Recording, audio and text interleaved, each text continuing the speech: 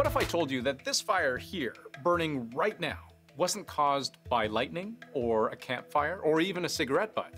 No, this fire started last summer, and it's spent almost all of this time simmering underground ever since. Right now in Canada, there's a record number of these types of fires that went into hibernation all winter and are coming back now with a vengeance. They call these zombie fires because of how they seem to come back from the dead. But how's this possible? How can a fire survive for many months under layers of wet snow and then just kind of spring back to life? And why are we seeing so many of them now? Let's go through it. Last summer, a group of massive wildfires erupted here in the Rocky Mountains, not far from the town of Fort Nelson. But as winter rolled around and the wildfire season fizzled out, those fires never actually died. They just moved underground. Let me explain it this way. If you think of a campfire that naturally dies down after a few hours, the flame might disappear, but the embers, they're still smoldering, right? And for the next few hours, that campfire is just kind of waiting for you to add another log or fan it extra hard so it can relight. That's essentially what's happening here too, except below the surface, where it's very difficult to detect. And if it's hot enough and dry enough, and last summer was the hottest on record, they can burn deep.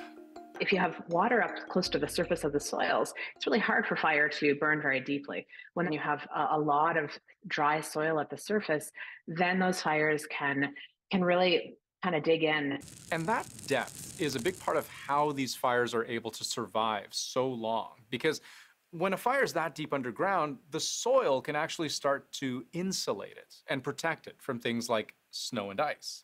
That firefighters are having to work harder than ever to really dig deep into those hot spots, which are burning up to 4 feet deep in some places we've had reports of, into the soil. Now, you might be thinking back to science class right now and wondering, doesn't a fire need oxygen and some sort of fuel source to keep burning? Like, it's pretty obvious how this version of the fire is surviving. Today, it's got plenty of fresh air and high wind for oxygen and a virtually endless supply of trees as fuel. But just a few weeks ago, when that same fire was underground, where was the fuel and the oxygen coming from? Well, the forest floor might look like it's solid, but it's really not, right? Like, just think about when you water a plant. Those water molecules don't just sit on the surface of the soil. The soil is porous, right? So you have the water kind of creeping down through these tiny spaces. And air can do the same thing. So you have these air pockets underground. Not very big ones, mind you, but you need surprisingly little oxygen to keep something smoldering. And it turns out there's just enough oxygen to keep those wildfire embers alive.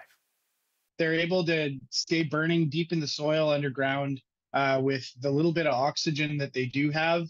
Okay, so that's the oxygen. What about the fuel? If this soil was just full of sand or rocks, these ground fires would die out eventually. That's what happens most of the time.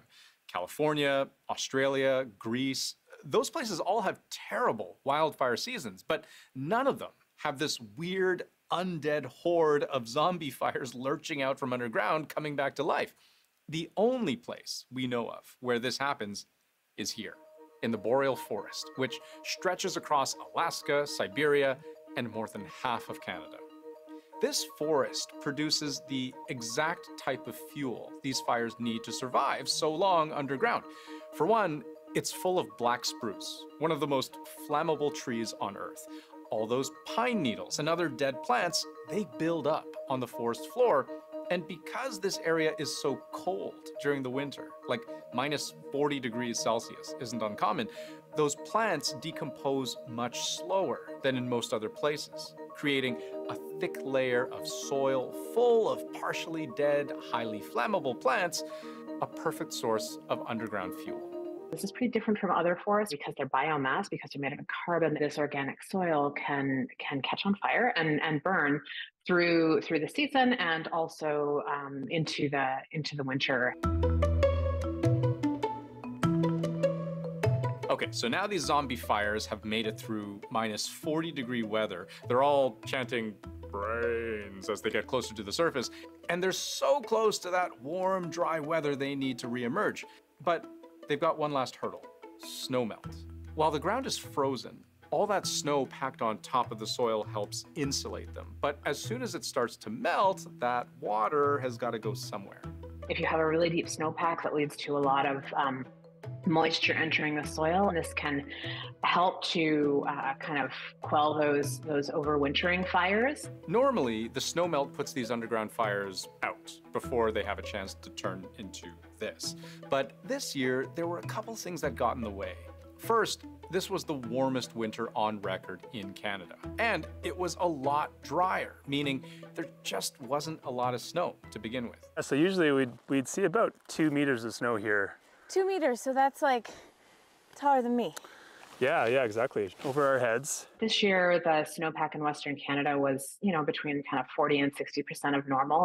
And what little melt there was, the soil was so dry, it absorbed a lot of the water without allowing it to trickle down to those zombie fires. When you have very dry ground subject to drought, then that moisture may not make it to all the places it would need to completely extinguish all of these fires. And so once these fires made it through winter, all the way to spring, and once every layer above kind of had a chance to warm up and dry up, coming back to the surface is kind of the easiest part. There's no shortage of plant life to burn along the way. Fires can climb root systems, and they can sometimes even travel forwards underground until they reach fresh, unburnt forest, and then they work their way up above ground again from there. The experts we spoke to said there's usually only a handful of these fires that manage to survive until the next fire season. But thanks to the perfect storm of bad conditions we've seen more recently, there could be way more zombie fires this year. We have had, probably close to 200 overwintering fires that were identified between British Columbia, Alberta, the Northwest Territories. There were a lot, and so conditions are already ripe for burning. And here's the thing, those warmer than usual summers and drier than usual winters, they'll likely continue. Scientists believe this part of the global north is warming up to 4 times faster than the rest of the world. That means more fires, more zombies.